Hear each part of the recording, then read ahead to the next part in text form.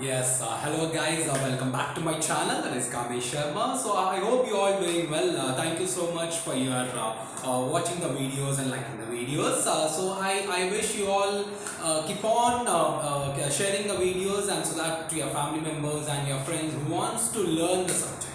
So let us move on with the previous session where we learnt about regarding the R or writing the above the line the stroke, that is rule number 1.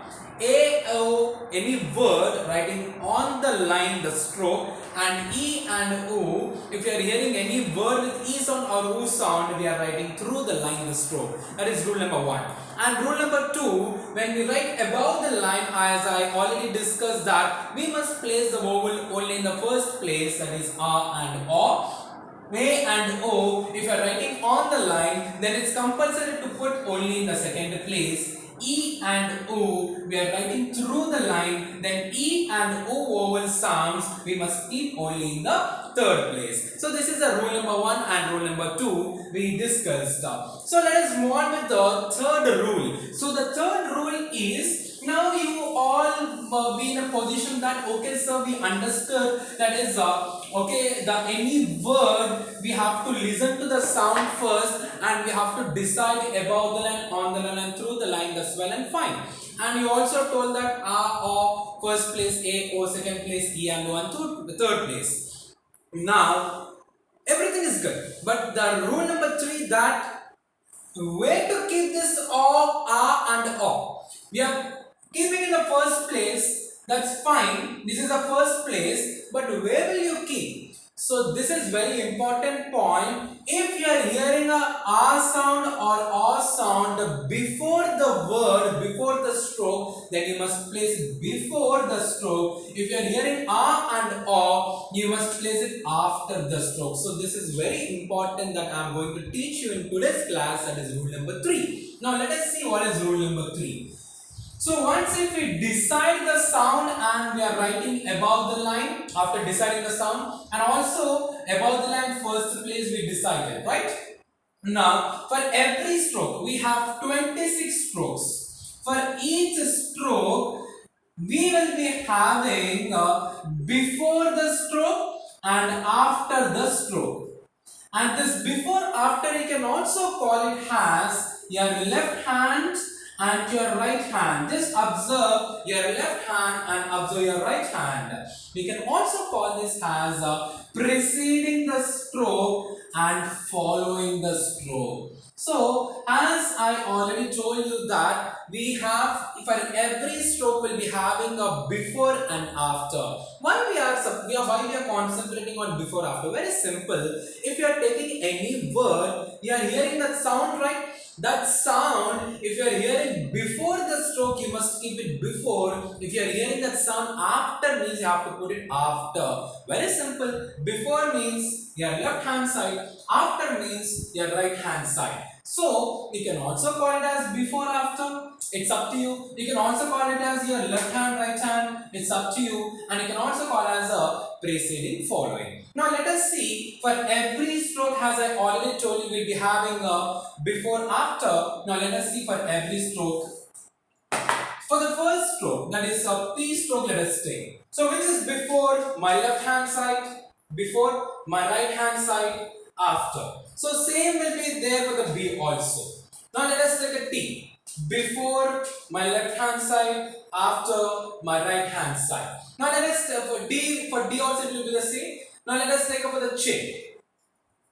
Before, that is my left hand side, after will be on my right hand side. So same for J also.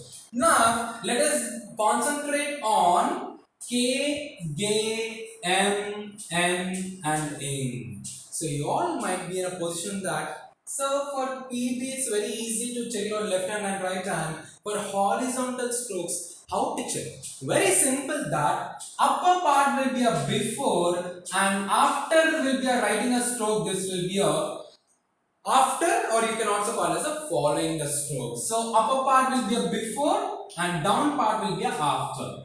Before, after. Before the stroke, after the stroke. Before the stroke, after the stroke. So this is very important. We have to learn that for every stroke we'll be having a 3 places. Now let us continue with the rest of the strokes. Now what is the next stroke we have? F. This is very simple. Left hand before, right hand after. For we also say it, the, s, z, ish, g. Before, after, before, after, before, after, before, after.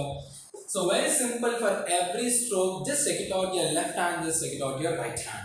So why we are learning this before, after? Very simple, dear. That is, if you are hearing a and o, we are writing above the line, right? If you are writing above the line, then you must focus that if you are hearing the a or o before the stroke, then keep it before, either it can be a dot or dash. That we'll learn in the next chapter. If it is after, then you must put it after the stroke, that is your right hand side. Now let us move on to the next one. That is, we have a L, your left hand before, your right hand after. That is, before means preceding, after means following. Downward R, my left hand will be a before, my right hand will be a after. For upward R, W, Y, upward edge. For all this, nothing but for upward R, before, after. Before, after, before, after, before, after. For downward edge, before, after. Yeah, so this is rule number 3. So as we already discussed that to write any word, you must concentrate on the 3 rules. The first rule, listen to the sound carefully. Out of 6 sounds, then you decide whether to write the stroke from above the line, on the line, through the line. After deciding the sound, if you are writing above the line, then you must concentrate. A and O will come above the line and you must place the vowel only in the first place. It's fixed. Okay? So after deciding that we are writing above the line and after deciding that only in the first place, then what is the third rule? Where to keep? If it is before the stroke, keep it before. If it is after the stroke, keep it after these dot and dashes. So this is very, very important for all the rule number 1, rule number 2, rule number 3. So you all must focus on the entire chapter called the vowels, and then in the next chapter I am going to teach you a few examples by using the first rule, second rule, third rule, because if you are not perfect in the 3 rules, we cannot write any word. So in the next class, I'll give you a few examples. By taking a few examples, and I'll teach you how to listen to the sound carefully, because we are not supposed to look at the spelling at all, right? So how to listen, after listening to the sound, then decide above the line or on the line, through the line. After deciding, let us take on the line. We are hearing A and O. Let us take, if you are hearing and A and O, write on the line. After writing on the line, we must keep only in the second place, this A and O. So where to keep? If you are hearing before, then you have to keep it before. If you are hearing after this A and O, you have to keep it after. So with this is the entire rule number 1, rule number 2, and this is rule number 3. So please kindly go through all the sessions of the chapter number 2 in order to learn the skill test for your examination. So thank you so much, and please do not forget to make a comment if you are having any doubts regarding this chapter. So thank you so much. Have a great day. See you in the next class along with the examples and along with the explanation how to write these words. Thank you so much. Have a great day.